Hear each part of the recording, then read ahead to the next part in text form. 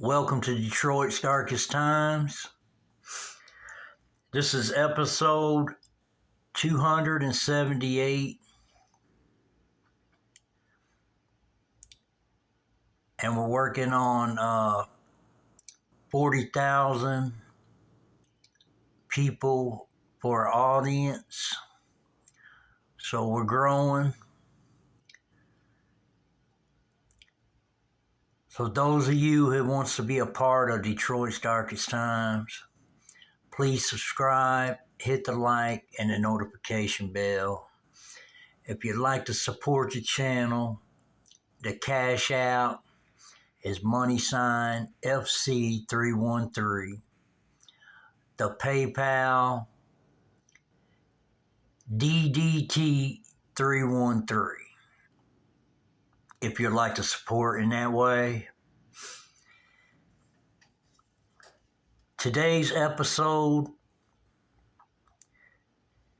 is focusing on the Renaissance Center in Detroit City. Now, we would like to give y'all a backstory on this building. Some of our audience know about it. If we got new listeners, we need to explain the situation so they could be up to par on everything. So the Renaissance Center in Detroit City, the construction was going on in the 70s, and a lot of things take place at this building. And those of y'all who know me, my name is Slick. I'm from Detroit, Michigan, and this is my story. This channel is basically my life story. We do touch on different subjects on this channel, but basically this channel was created to tell my life story. So those of you that's interested, just stay with us, grow with us, be a part of Detroit's Darkest Times. And it's just real interesting things that take place. So that being said, we're gonna, for our new audience, we really want to keep y'all up to date on the Renaissance Center, what the situation is. So we have talked about this building in the past. This building is actually my old clubhouse that me and some of my friends actually hung out in the Renaissance Center many times, did many things, and experienced many things at this building.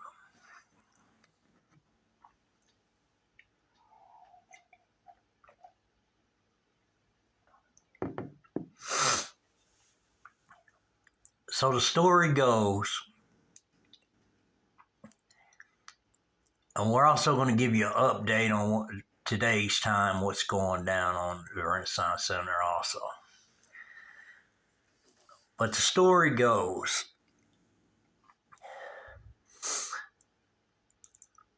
the building was constructed in the 70s. Why this building is being constructed and built?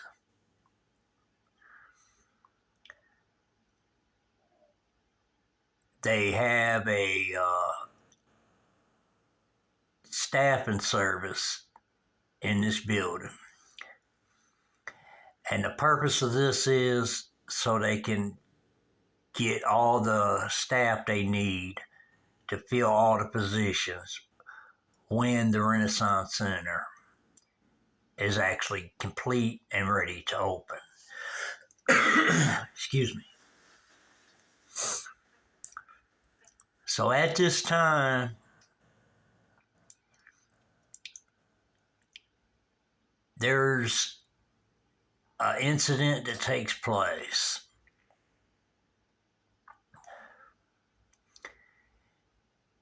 And this incident is an incident with Jimmy Hoffa, a former Teamster president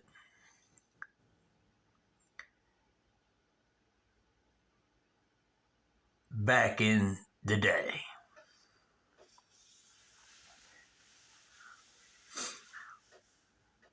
Okay, Jimmy Hoffa was at his residence in 1975.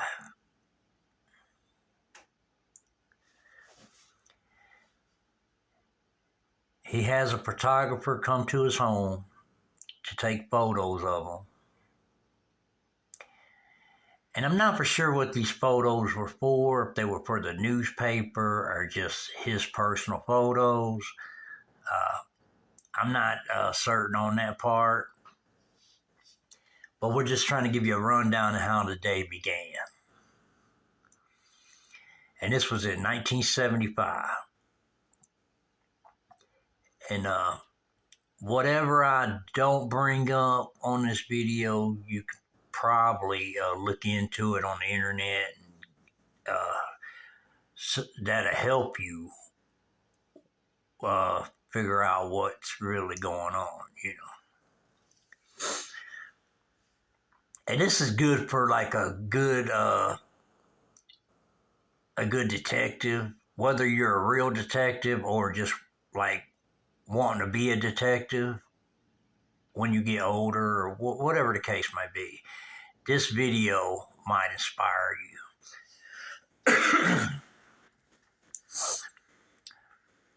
So, he gets pictures took of him at his residence. Later on that day,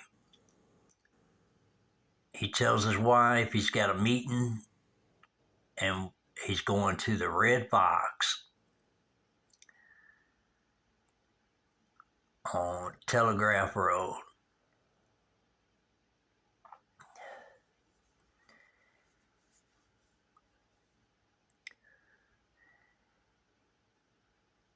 So he goes to the Red Fox in the evening time. Supposed to meet up with these guys. And they're supposed to be discussing his position in the Teamsters.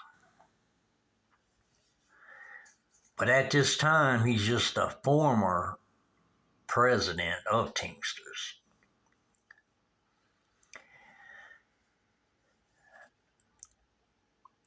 So he goes to Red Fox. He's waiting on these guys. These guys are not showing up. So he goes to the payphone.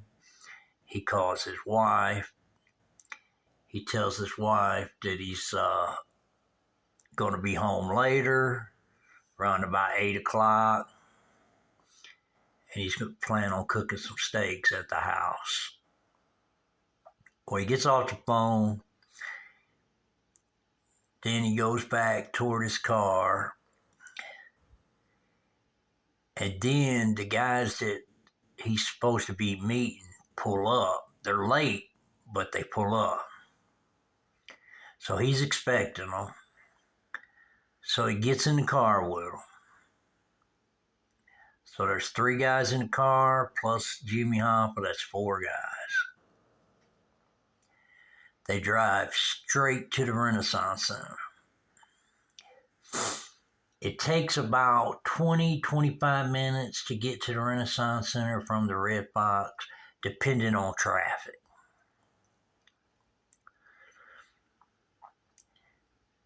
They get down to the Renaissance Center. And at this time that they get down there,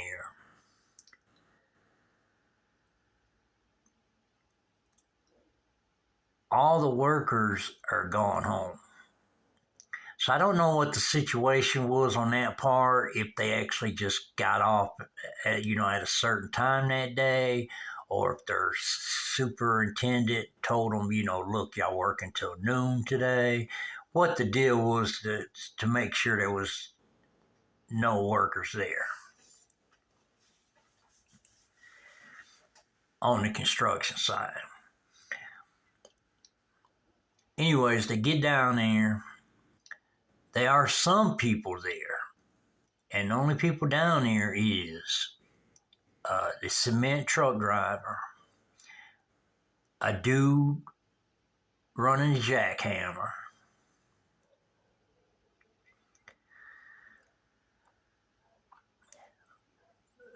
security at the building,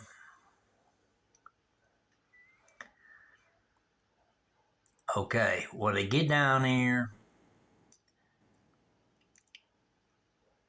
they pull up in the construction site,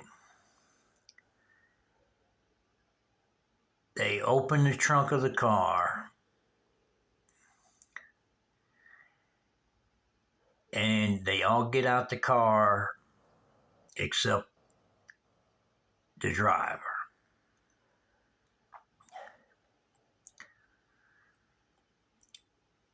And I'm sure the driver is feeling a certain kind of way about the situation because he was close to Jimmy Hoffa.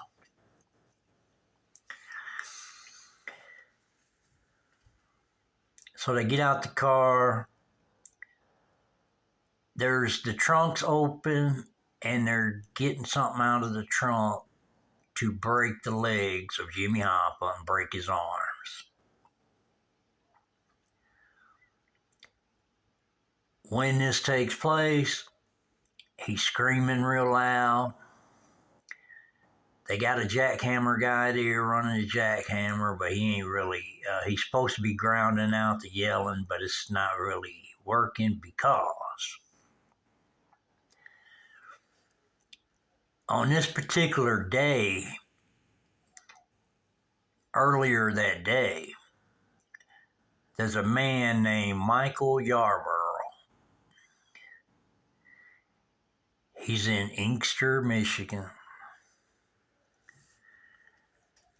And he tells his sister that he's thinking about going down to the Renaissance Center, applying for a job. And he wants to see about a security guard job, being security at the Renaissance Center. That's the job he wanted to apply for.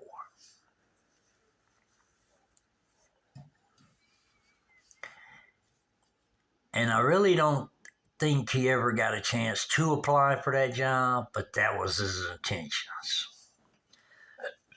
And the reason for that is when he shows up at the Renaissance Center, Michael Yarborough, when he shows up at the Renaissance Center, parks in the parking structure, goes in the building, he sees a security guard, and he asks him, where's the Queen America at? This is a staffing service, and that's where he is going to apply for the job at. So the security tells him to go down the escalator, make a right. And when he goes down the escalator, for some reason he makes a left. I think he just got confused. I've did that many a times in hospitals, big buildings. Anybody can get twisted up, really. But anyways, he goes left when he gets off the escalator and goes down, and then he notices a doorway, and it's a construction doorway. It's got a sign on it. It says, must have steel-toed shoes, hard hat, safety glasses. Beyond this point. So while he's standing there reading it, he hears somebody yelling, help, help. And so he's thinking, well, maybe he needs to go in there and help that guy out because he thought it was a construction worker. They got hurt and they needed some help. Even though he knows he's not supposed to go past that door because he didn't have the steel-toed shoes, the hard hat, or the safety glasses. But he's actually 18 years old at this time, fresh out of high school, just there to apply for a job, and he runs into this situation. So he hears the guy yelling for help, so he opens the door. He said, I'm going to go in there and try to see if I can help the dude. So he opens the door. He goes down this steep concrete ramp. And while he's going down, he sees two men holding another man by under his arm. There's one man on each side of the dude, and they got him under his arms, and they're taking him over to this big hole structure that they fill concrete up with. And so he says he sees the cement truck turning slowly. He hears the jackhammer guy running the jackhammer, but it's clear that he still heard the guy hollering for help. And at this time, he don't know who this guy is or who any of these guys are. He's just going in there trying to help somebody because he thought it was a construction worker and needed help.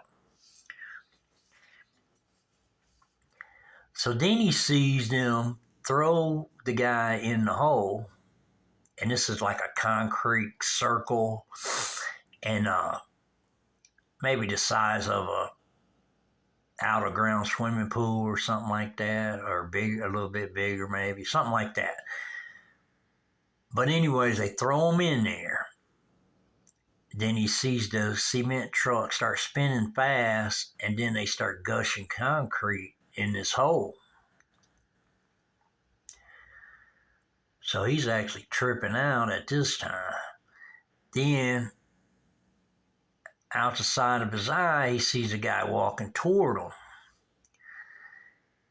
And this guy walks to him and he says, you need to get out of here, you're going to be next. And the guy shows him his gun under his jacket.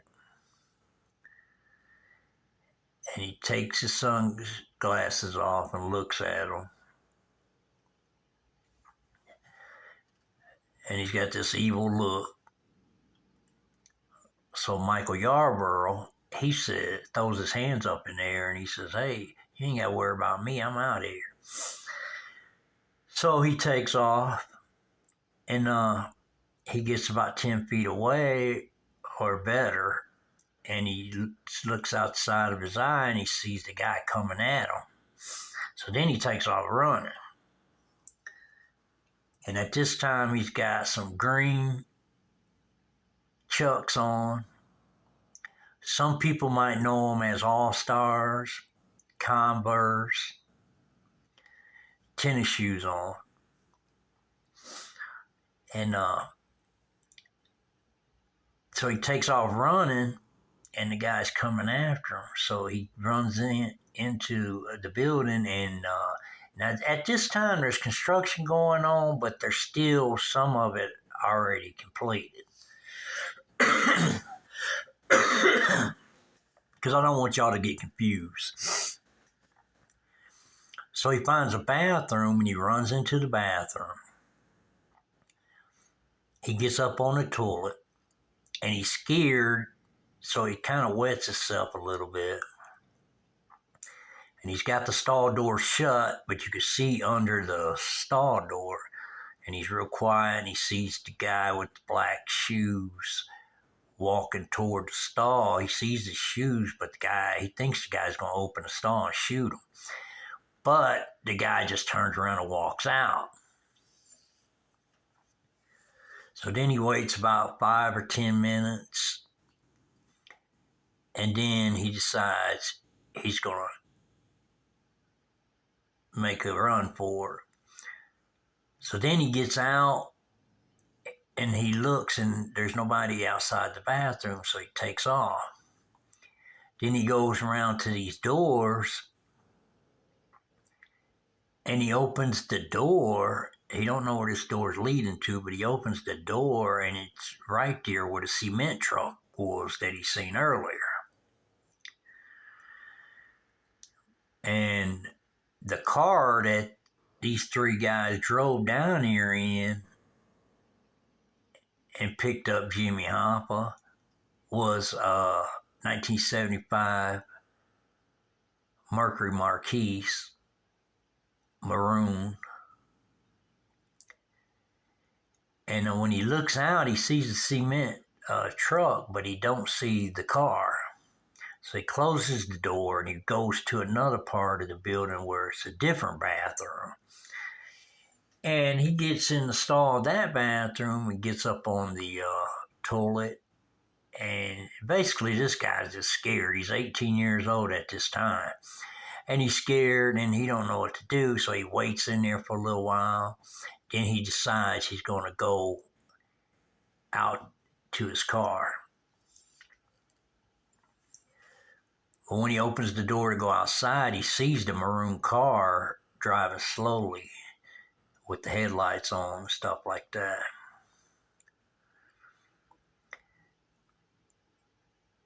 So then he makes it to the parking structure where he parked his car, but now he's trying to find his car because he's nervous. And, he finally finds his car.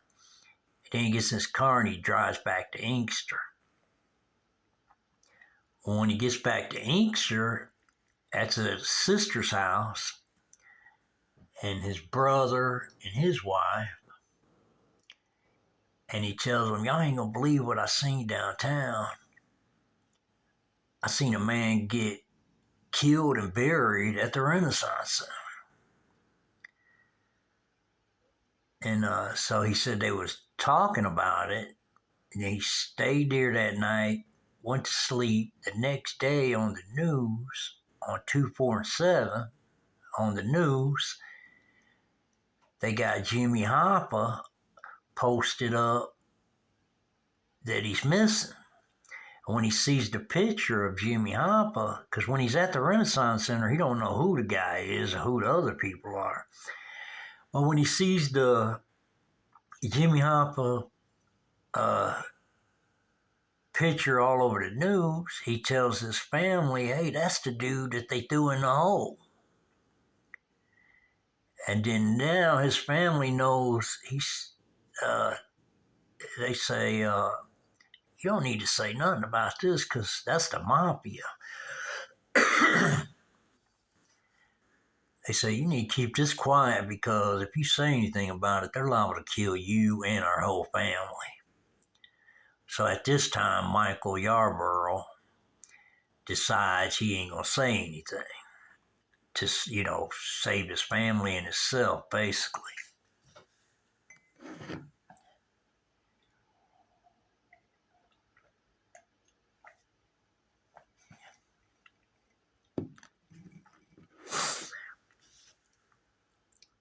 So as time passes, he ends up getting a job working as a correction officer.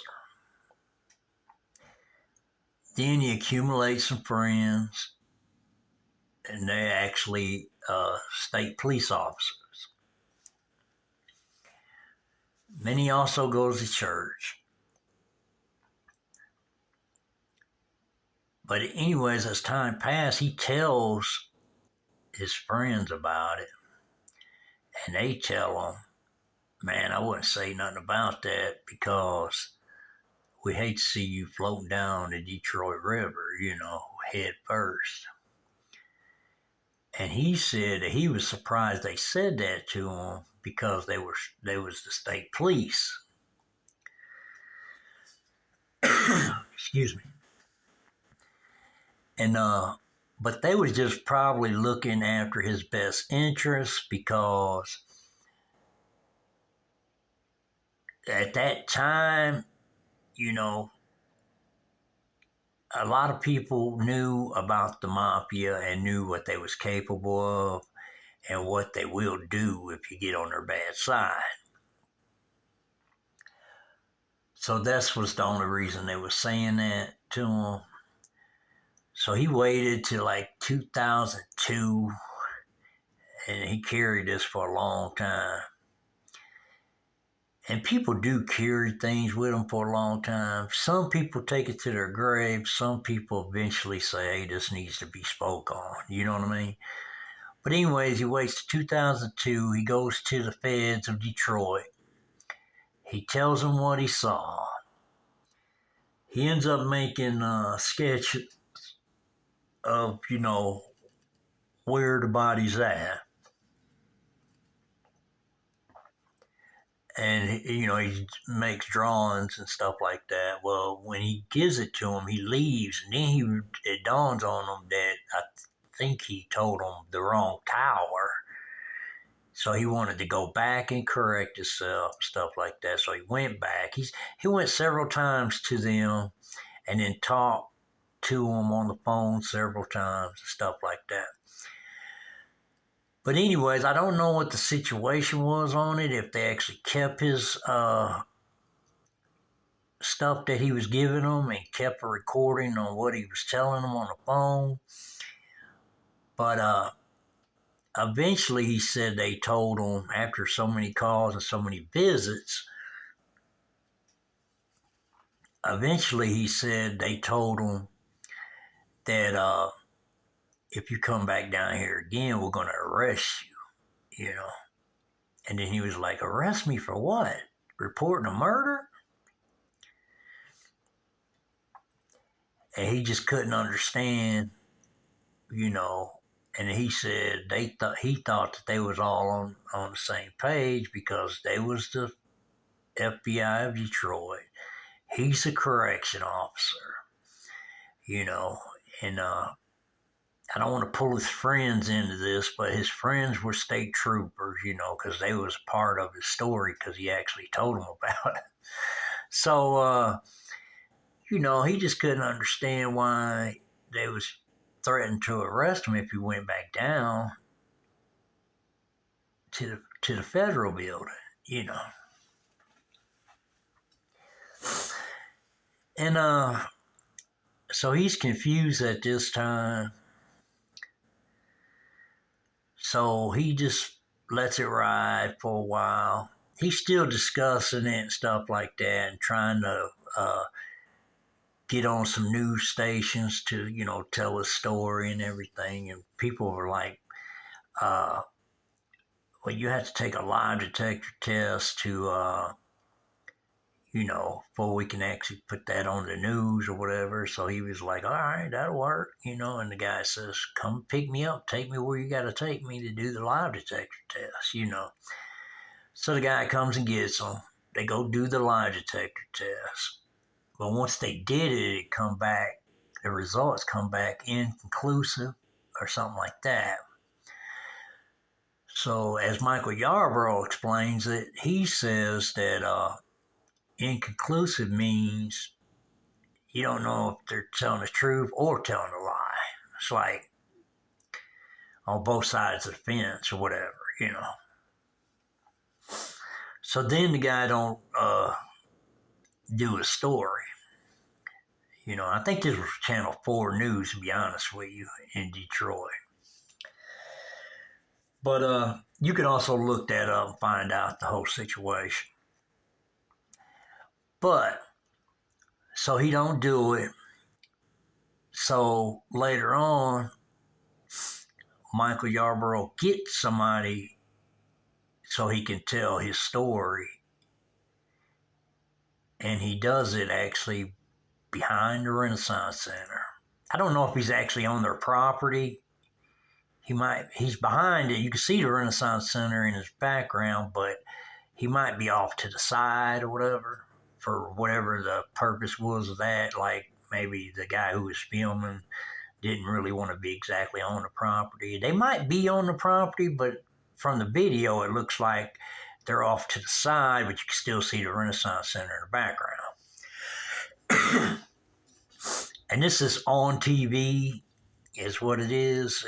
That's the interview. It's a live interview, and so if you want to look it up and just actually hear his story right from his mouth. But the reason I do the story on it, because I'm 100% sure that Jimmy Hoffa was at the Renaissance. Also, I'm 100% sure that Michael Yarborough is telling the truth.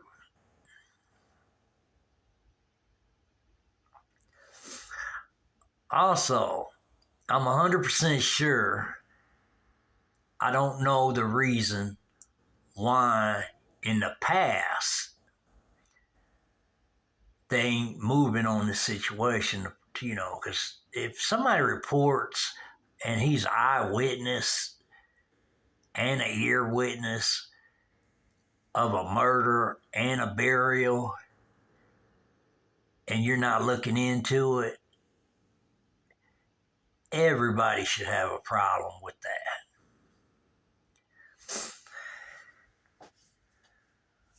So, that being said, Michael Yarborough finally gets the interview, and he's doing it behind the Renaissance Center. And he tells the story, his story, that what happened when he was 18 years back, and what he seen, what he heard, and what he did. So, he says that, then he's still pushing to get this done. So, some people out there might, because everybody that comments on YouTube channels and stuff like that, a lot of people's going to have different opinions and what they think and all that, which is cool because that's part of YouTube. You're going to have haters, you're going to have people that believe Michael Yarborough, and people that's just in the air form. They don't know which way, to believe or not to believe. So, you're going to have that as part of YouTube, and it comes,